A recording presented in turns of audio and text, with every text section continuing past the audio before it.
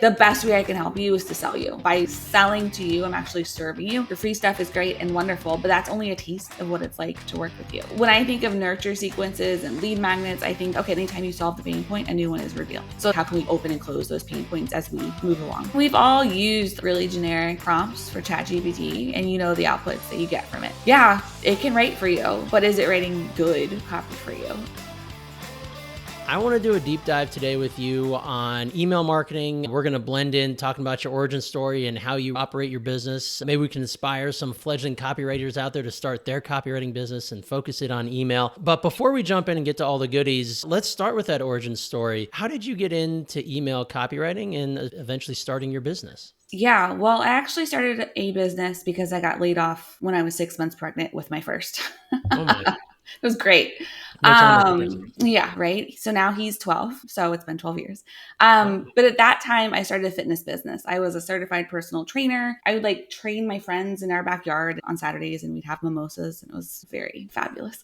And I was like, you know what? Maybe it's time to actually take that thing and make it full time. So I actually started a fitness business. And what I very quickly realized about 3 months postpartum was that I had built myself another 9-to-5 and that no longer worked. Postpartum depression, role as a new mom, starting a business, losing the job that I thought was going to be mine till I was 65, all gone. I realized this no longer worked. And so I got really nerdy about systems, about email marketing, about sustainability. And my business started to grow, which was very cool to see because that's what I needed at that time. I needed it to be passive. I needed to be hands off so I could actually tend to my life. And about a year into that, a bunch of my friends were like, hey, can you teach me what you're doing? And I was like, I mean, it's not hard. And what I realized was people just didn't understand how to actually implement systems in their businesses. And so that's what I started doing. I started leaning into that. And then through a series of clients and a series of successes, I started to really land on email marketing as the thing that actually moved the needle in the business. So shut everything down and just started doing email marketing for other experts in the online space. Wow. Okay. So let's try and kind of zoom in a little bit on the email itself. So when you were first starting out, did you have any formal copywriting training, or was it just the systems that you had built for your little business and it worked? So let's multiply. What did that look like? Yeah. So in my 9-to-5, this is going to sound crazy, but here we go. I was a college art professor. So as a part of my role, I worked in the galleries. And I had been working in galleries for 10-ish years. And I always kind of landed in like the marketing side of things. I was like, email writing became easy to me. Posting on social media came easy to me. All that like marketing side of things, words and copy, it was all very like natural to me. So in those roles, I really leaned into that. So when I started to realize, hey, marketing is kind of the thing that I actually really enjoy talking about, I really pulled on that experience. And yes, like online business versus galleries are very different, but like the philosophies are, they're the same. It's what does the traffic look like? How do you generate leads? How do we get people in the space? How do we get people doing the things we want them to do? And it just rolled into my business and I started implementing it for myself. And then I took my systems and helped the ones that I developed for myself and kind of applied them to other people's businesses and helped them figure out what this actually looks like for them. Okay, so it sounds like it was kind of an organic transition from being a fitness coach into being more of a marketing provider, if you will, an email provider. So in those first handful of days, what were some of the struggles you experienced when you were officially switching this over? I mean, it sounds like everything was pretty cool because you're like, hey, I'm starting to make a couple bucks here. I've got this skill. It's in demand. But what did that first few months look like when you were in that transition? Yeah, the first few months were really freaking hard. The first year was really hard. It was a lot of like, how in the world do I actually find clients now? Because at the time I was doing a lot of done for you work. And so that's a higher price point. And what I found was that people needed more like touch points, more nurturing before they bought. They weren't buying a $27, offer. They were buying a sometimes 4-figure, sometimes 5-figure investment. So me coming out as this like newish, like copywriter, email marketing expert on the scene, people were like, who is this person? And we're like, why should we listen to her? So it was a lot of one-on-one kind of connections, a lot of free calls, it was a lot of audits. It was a lot of like manual stuff so that I could speed up that know, like, and trust factor. But once I figured out how to do that, it was a lot easy to then put that into a funnel or to systemize it or to go instead of one-to-one, one-to-many. Like, what did that actually look like? That's like when I was finally able to nail that, that's when things really started to take off. And it became easier to get clients because I could speed up that know, like, and trust factor.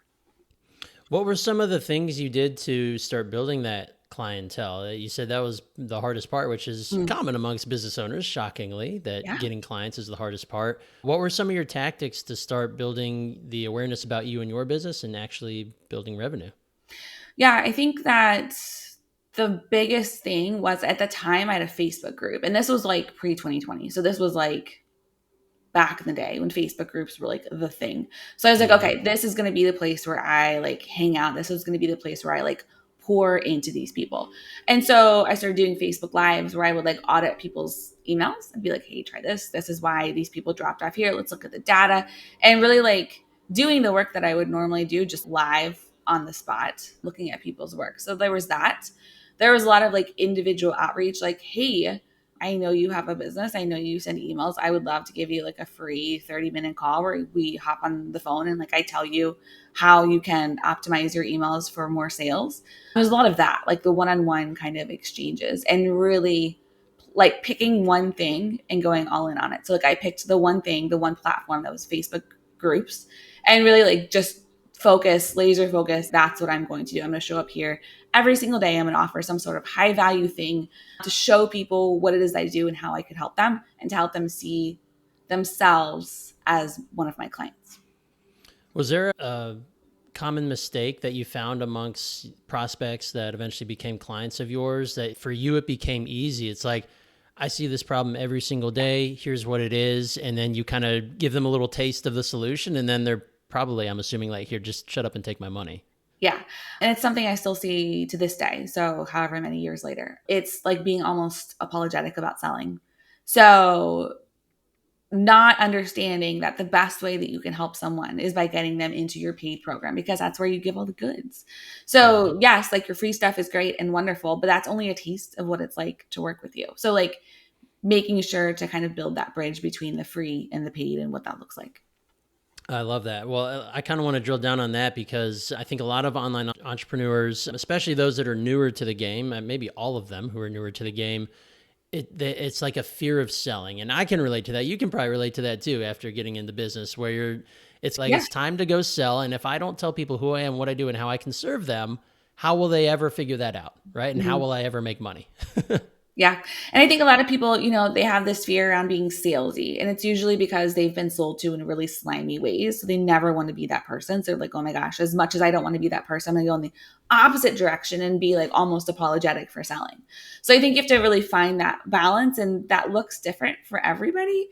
But I do think you need to get behind the best way I can help you is to sell you. So cool. By selling to you, I'm actually serving you and letting you know how I can help you. Then it's like up to them, right, to make the decision. Like, yes, I'm going to work with this person or no, I'm not. And that's fine. But like you've done your work to really set yourself and your offers up for success by being unapologetic about that. Do you find, as an owner of a business like yours, with your clients, are you responsible for helping them craft their offers too? Or are they coming to you with offers that are prepackaged and ready to roll? Or what does that look like? Yeah, they're like 95% of the way there. So their offers are pretty solid. They've sold them before. So they've probably done a live launch a couple of times. They've probably done the webinar.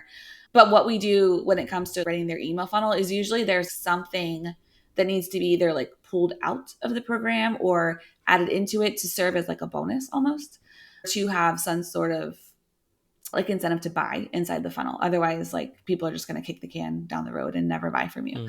Hmm. So yeah, they're like mostly there. It's just what's the thing? How can we introduce something that like makes it really exciting for someone to enroll in this 5-day period or however long it is? Right, right. So let's kind of look at maybe using a typical engagement of yours as an example to kind of peek behind the curtain in your business.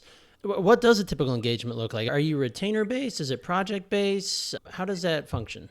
Yeah, right now we are project based simply because that's how I like to work. I don't like the retainers. I don't know why, but I like seeing something from beginning to end. So I think that's why it's project based. So yeah, so people come to me, they're like, I either have this funnel, it's not working, or I have no funnel, it's they like write it for me. And then we work together. I develop a custom for them proposal, price point, all of that with like specific deliverables that actually get them to where they want to go. And then yeah, timeline and then start to finish. Do you have a lot of repeat business? I do. I do. So a lot of times folks will send their funnels out into the world. They churn and burn for about 3 months and then they come back to me and they're like, okay, here's the data. How can we make this better? Gotcha. Okay. Yeah. And then in terms of, if I'm an online coach or online entrepreneur, part of my game plan should be being emailing always, right? Not just during a launch period or leading up to it. Right. Do you help clients of yours with ongoing email, or is that more so, like you said, you're project based, so I imagine that would skew more towards a retainer type of gig, or do you provide advice, or how does that work? Are they just on their own for that? I have a membership called Emails That Sell. And inside that membership, I teach my process, but we also have a section about like newsletters or outside of launch emails. So I don't necessarily do that for clients a lot because for a lot of people, they find that to be easier. And they're like, okay, I understand that part of things. I don't understand the funnel part of things. So I mostly, when I'm doing done for you work, it's mostly funnel based. When I'm teaching through the membership, it's mostly funnel based, but there is like a component of what do we do with people when they're not in the funnel? Do you work with, I guess, like first time online entrepreneurs or first time launchers, or is it kind of you need to be established in order to work with us, or is that maybe where the membership comes in? How does that work? It's where the membership comes in. Yeah, a lot of my membership folks are newer, I guess. My done for you, they're more established, I guess. The membership is filled with folks who, they've seen some success, but they want to learn more and they want to do it themselves. So they're like, I want to learn how to write a funnel. I want to learn how to write sales copy. I want to learn how, a structure of a funnel looks like. Whereas done for you, they're like, I don't want to learn that. Just do it for me. Right, right. So speaking of structure and building systems, as you mentioned before, do you kind of have a tried and true game plan that you plug and play for each one of your clients, or is there a degree of customization for each client? I definitely have a overarching kind of like structure that I run people through. But that being said, everyone's business is different. Everyone shows up differently. So in the done for you work, yes, it's more customized, specific to that like specific audience. Like in the membership, I teach this like ecosystem where at the very end is like a live webinar or something after you've nurtured the life out of these people.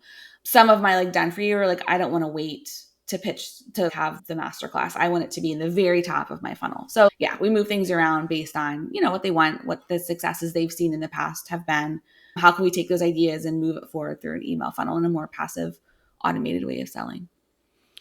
What about pricing? Did you ever struggle to land on pricing? Is it still a struggle? I know it's a bugaboo for a lot of businesses, but especially for project based, is it cut and dry or is it all customized when it comes to pricing for your projects?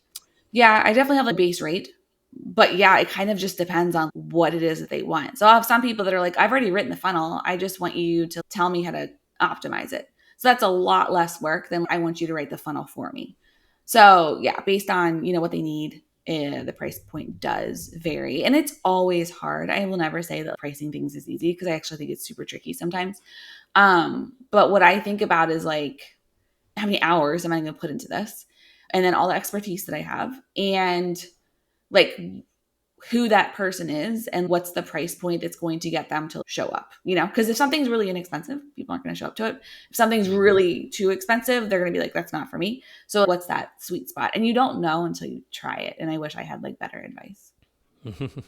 When you're working with clients that ask you to build out and write the funnel, what does that process look like? Is there a ton of research? You kind of have to make sure you're in the voice of that client. What does that look like? Yeah, I have them fill out a pretty robust form that just gives me more information about them and their brand. I have them give me any emails they've sent out that they think are like relevant to the work that we're going to be doing together. And then, yeah, it's like deep research. So it's me like digging into their social, watching their stories. If they have, if they're on Instagram, if they have a podcast, listening to their podcast and how they speak. analyzing their sales copy on their website. It's a bunch of research on my end to understand more about who they are, how they serve people. And usually like the people that I work with Done For You, it's not like they're brand new to me. I know them in some sort of capacity. Like we've had a conversation before. So it's not like they're just completely out of the blue. I usually have that sort of relationship with them. So it is a lot of kind of reiterating like, oh, okay, yes, this is actually one of her values, or this is a philosophy she has a lot because she repeats it a lot, things like that. It's like really picking up on those nuances so that we can echo that in their email. Absolutely. So, what makes a successful funnel? I know obviously sales is the answer there, but for a client, does the funnel you build need to be repeatable in that they could plug and play that for a next launch, or is it built and it's done, or is there a lot of customization per project for a single client? Yeah, there's a lot of customization for a single client. So it's Done For You, or there is a lot of customization. Again, I have that overarching kind of Mm-hmm. ecosystem, but yeah, it's really customizable. But what goes into a good funnel is a lead magnet, whatever that looks like, that actually makes sense for the final offer. So, like a bad example is like for a long time, I had a lead magnet that was all about Instagram stories. And it was when they first came out. So it was like hot and people loved it. Tons of people downloaded it, but nobody bought my email marketing program because they didn't make sense, right? That's not the right audience. So while that lead magnet was super popular, once I changed my lead magnet to be what it is now, after a couple of trials, like now I'm getting ideal people into my world. So that gap between where they are and buying the program is smaller. Um, from there, it's a nurture sequence that develops that like and trust factor, but also answers the question of what's in it for that person consuming it. So why should they listen to you? How are you going to help them? Are you actually helping them? Are you getting them to do something, to think differently? What's the transformation that you could provide in there so that their next logical step is your program, whatever it is that you're selling? And then the pitch sequence is the thing, obviously, that sells. But the job of the pitch sequence is not to educate them on the program, it's to sell the program. So it's overcoming objections. It is speaking to the limiting beliefs and going down that rabbit hole instead of like, this is what you get. That's the function of the sales page. Can we go into more detail on your own personal funnel for bringing in new business? Does it start at the top with Instagram and then having a lead magnet? Kind of walk us through that, especially for those who might not be as familiar with funnels or how they work. I think this would be really cool. Yeah. So top of funnel, I always think about traffic. So like, where are the people coming from? So I have a podcast, I post on Instagram, and I do a lot of collaborations. So that's kind of like my three traffic sources. From there, people download my lead magnet and then they get put into a nurture sequence. That's a series of, I think, 7 or 8 emails that get dripped out every day. Each one has a very small, short video in it.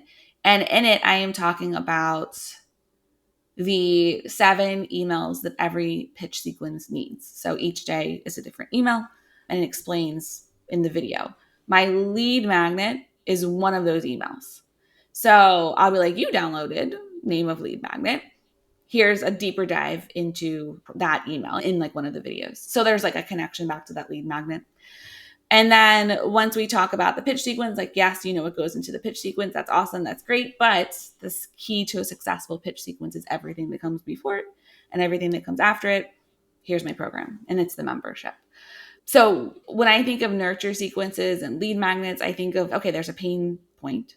We're going to solve the pain point. But anytime you solve the pain point, a new one is revealed. So what is that?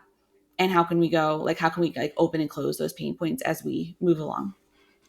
Did that answer your Uh, question at all? yeah, absolutely. Okay. Absolutely. Well, and it leads to my next one perfectly. So the membership, I'm really curious, when did you start it and what's the price point and kind of how does the membership play into your business in terms of, I don't want to say importance because everything in your business is important, but kind of what level is that at on the grand scheme of things inside your business? Yeah. So the membership I started in February 2023. I launched it while I was quarantined with COVID. Great time. Of course. And I know the date of it because I remember like testing positive and being like, oh my gosh, like I'm launching today. Oh my gosh. Like it was a whole thing. So we're coming up on the 3-year anniversary of it, which is really fun. The membership function is as my most forward facing offer. It's kind of like the entry point offer for my audience. Yes, there's digital products, but if they want any taste of me, they get that in the membership. What it also does is it creates recurring revenue, which is wonderful.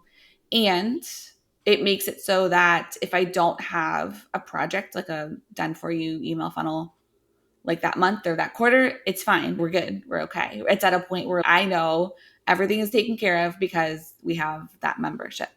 It also funnels people into the done for you. So people will get into the membership and they're like, I don't want to do this. I don't want to write all these emails. I don't want to learn about this stuff. So it like kind of qualifies people as, hey, your next step actually is done for you. And here's how I can help you. So it's a funnel in and of itself.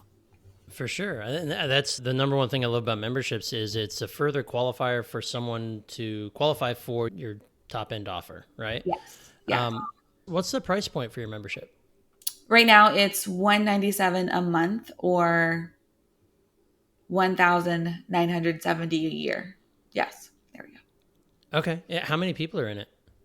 I think right now we have around 120 people. Okay. So it sounds like it's always open, or is there a certain amount that you can service in there? And I got a bunch of questions on kind of how you serve in the membership. Yeah. The membership is always open for enrollment. If you're inside of so like somebody can just go onto our website right now and buy it. And that's cool. And that's great. If you're in a funnel, there's a bonus if you enroll within a 5-day period, just to incentivize folks inside the funnel to purchase now instead of later. Okay. I like that. And then in terms of what they get in the membership, how did it start out and where are you at today in terms of what they're getting for that $197 a month? Yeah, it started out as every month there was like an email funnel drop. So like month number 1, it was a pitch sequence. Month number 2 was a nurture sequence. Month number 3 was a click sequence, and it kind of built like that. And that was it. That's all you got. Now, almost 3 years in, we have group coaching calls. We have guest expert trainings every month. We have funnel trend reports, which are kind of fun. They are like, this is what's happening right now this month inside of this person's email funnel. This was the problem they were having. This is what we did. These are the results we saw. So it's kind of like a pull back the curtain and check it out kind of thing. And then those monthly funnel drops are no longer, you just get everything all at once. So you get the whole funnel process. And I have bonus sequences now. So things like, if you want to have a flash sale, or maybe not, maybe if you want to have like a cash infusion of an offer, here is a template you can use. If you want to pitch a podcast, here are some templates you can use to pitch. So more like one-off situations we have also. And so that's where back to your question about that. When people aren't inside of a funnel, what do? Those templates live in that section in the bonus sequences. Okay, gotcha. Is there any coaching component to it or like live calls with you or anything like that? Yeah, every month there's a group coaching call. And that was something our members asked for from the beginning. And I was so resistant to doing it because also the membership used to be $27 a month. And was like, I'm not showing up live for $27 a month. But as we raised it, they were like, got more vocal about wanting the group coaching calls. So we introduced the group coaching calls at the beginning of actually 2025. Yeah, we started December 2024. Okay, very cool. Very cool. I think especially for a business like yours, a membership is such a good thing, a smart thing to have in your business. Just because, like you said, if there's a slower month project-wise, we got the membership, right? Yeah. And we have people we can impact, and it's a solid way to keep people in your pipeline at all times. What's kind of on average, I guess, the breakdown for your top line revenue, membership versus project? Is it usually 50-50 or is it a significant split? No, I would say it's about, if I'm remembering my numbers correctly, 70% membership, 30% done for you. Okay, very cool. Yeah. Very cool. And do you focus more on building projects or is it more so on building the membership and then as the projects come, it's gravy? Yeah, so I focus a lot on building the membership because that's kind of like my first. A lot of people who enroll in them, not a lot of people, but usually my done for you clients come from the membership. So my thought process is, okay, if I can get more people in the membership, I'll get more done for you clients. And that's cool. Mm-hmm. So like whenever I have openings, I'll email the members and I'll be like, hey, I have an opening for one done for you email funnel this quarter. If that's something you want, let me know. And usually I get at least, one person saying, yeah, sign me up. I'm ready for that. See, and that's such a better way to sell than just going out into the world cold, right? Yeah. If you can put the time and effort in being successful in building a membership, it's just a stable of new business. And all you have to do is hint, send an email that says, I have a spot open. Yeah. And if you've got enough people in a membership and you've done a good enough job of giving them what they need in there, there's going to be someone who wants more. So it's just such a better pipeline builder than just about anything else in your line of work, I have to imagine.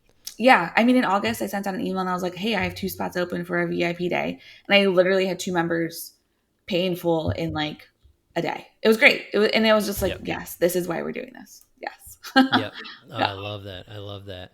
So I want to zoom out a little bit and talk more about email in general, because I think a lot of folks, especially the online entrepreneurs or online business owners, I'm sure you get this all the time, but the seems to be the number one thing is, how often should I send emails, and why is everyone so scared to send like an email or multiple emails in a day, especially during a launch period? What's your opinion on that? What do you tell people when they ask you that? Yeah, I always say probably more than you think you should, because that's 95% of the time. The problem really is that you're not sending enough emails.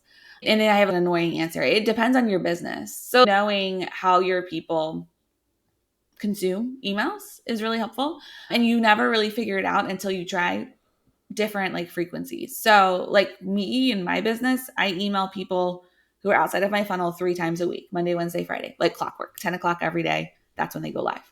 I've established that because number one, it works for me. And number two, I don't see a drop off in like opens or or increase in unsubscribes or anything like that. So it's just like a habit that I have. I work with other business owners. If you work with maybe business to like customer or client where you're not in the business world, I do think potentially you need to email a little less unless you're like product based. So like Old Navy sends me 2 emails every single day and I'm not upset about it. Like it's cool. It's great. I don't Yeah. care. I will either open them or delete them and that's fine. So I think sometimes it's like what works for you, what is the best use of your time, and does it work for your people, and then kind of landing on that. Are you big into plain text email or image based HTML? What kind of paint the picture for us? Yeah, I just do plain text simply because I want my deliverability to be like through the roof. So a lot of times what I find is when emails are really image heavy, I'm generalizing here, it's not always the case. They don't get as much of a deliverability as plain text. I also don't like a lot of fluff. So sometimes the images really bug me. But if you're like a product based business, you sure as heck better be putting images in your emails. I get emails from a jewelry company that I love. They don't put any images in their emails. And I actually emailed them and I was like, hey, I have a question for you. Why do you do this? And they said it is to drive traffic to their website so they can retarget through Facebook ads. And I was like, oh, okay, that's cool. So having a reason behind it, I think that's also something to think about. Like, why do you do what you do? Why are you doing this specific thing? And again, making it work for you, because it has to work for you. Otherwise, it won't work for anybody else. Yeah, absolutely. And I'm a big fan of plain text emails as well. I think when you can do your best to make an email seem one to one, right? Like that Yeah. this coach emailed me alone, even if I'm well aware that this is an email that went to all their subscribers or a certain segment, whatever. If it feels like you're talking directly to me, now I'm in a much better position to be sold to, this, even if that email is selling to me, because it's as if you're talking to me one to one, person to Yeah. person. It just has that deeper effect than if you're throwing a bunch of images in there, or if you're, not really a product-based business, but you're putting images of something in there. I'm going to zone out. Yeah. Yeah.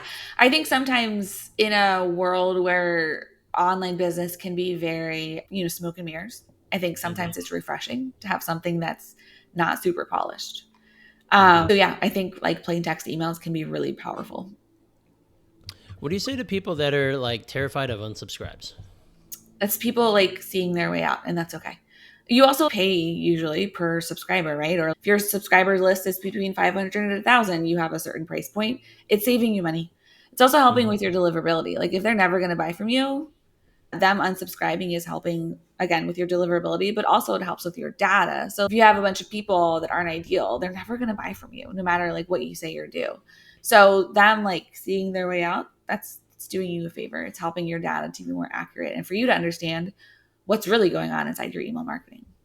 Yeah. Because if they're never going to buy from you, or maybe never even open your emails to begin with, what's the point of having that extra digit in the subscriber column, right? Yeah.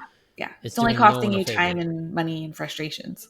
Right, right. So it's silly because so many people they take like an unsubscribe personally, and it's no, that person just did you a favor. because now you don't have to go clean them manually someday when you realize they've never opened your email. Yeah. They weren't going to buy from you anyway, and they might have saved you $1 by taking you from 1,000 down to 999. So there you Yeah. go. Yeah. I saved myself the other day. I removed 2,000 email subscribers from my email list, which also like I had to do some mindset work around it before I did it because that's a lot of people, right? Yeah. But they were all cold. Like they hadn't opened an email in 90 days. And I was like, okay, these people don't want to hear from me. And that's okay. So got rid of them. And my open rate increased by 5%. And I was like, okay, there we go. There you That's go. why we do that. Yeah. Amazing how that works. It's hard though. It is hard. You have to do the mindset work. You have to come to the realization that they're actually doing you a favor. You're doing what's best for your business. And that involves making hard decisions sometimes. And that's how it goes. Exactly. And you mentioned how it affects your deliverability. I think for people who might not be familiar with deliverability, can you help us understand what deliverability is and the importance behind it?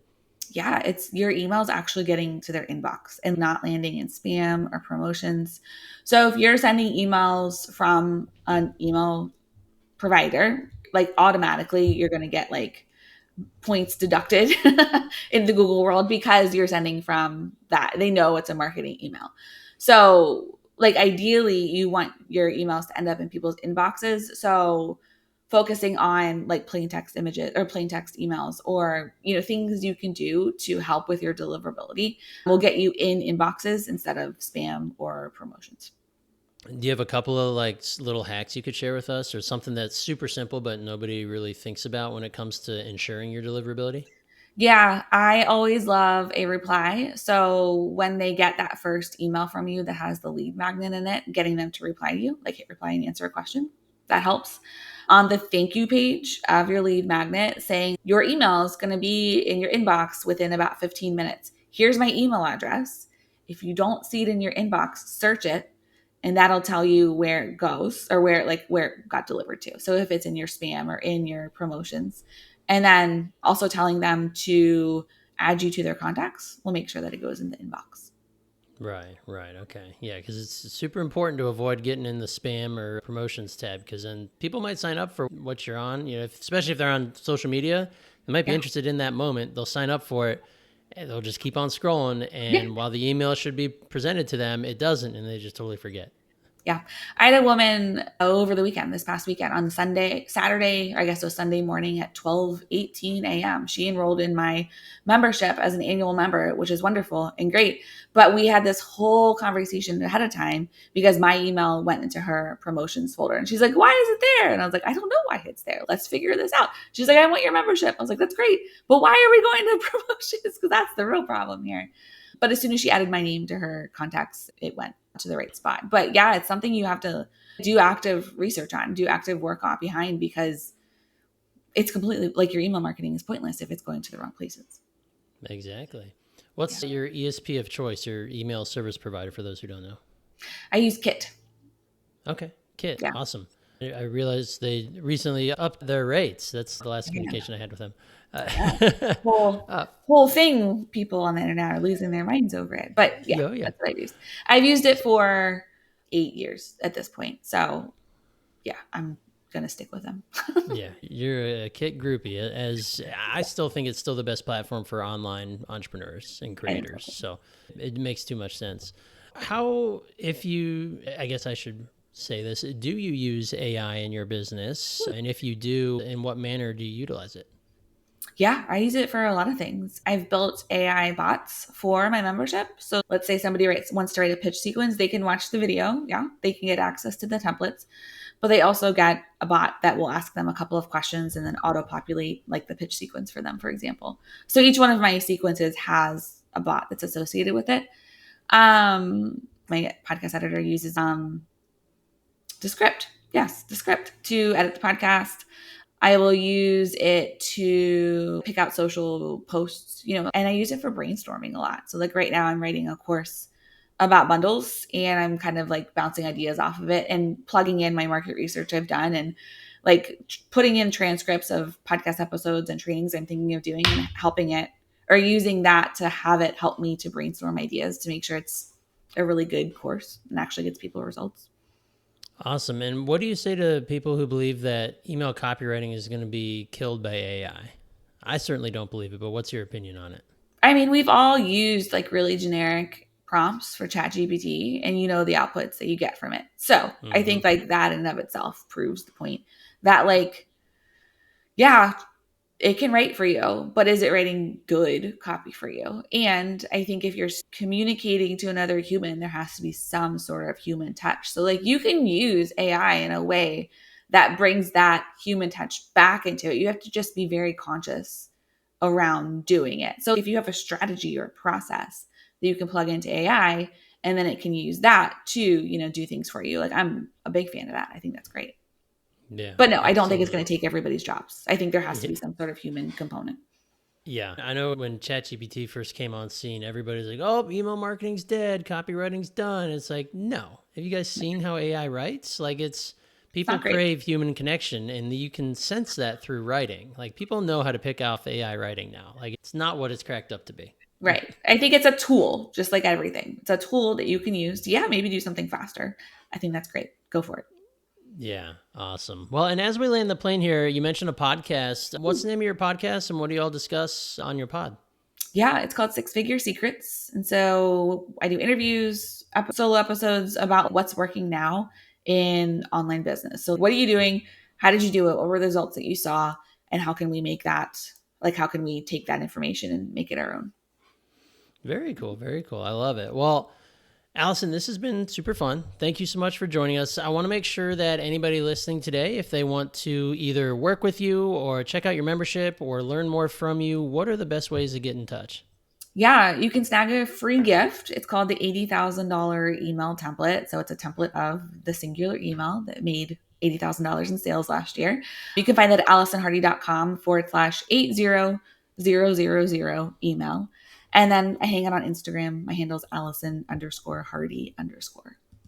All right. Awesome. Well, thank you again so much. This has been a pleasure having you, and best of luck to you and your business the rest of this year. Yeah, thank you so much for having me.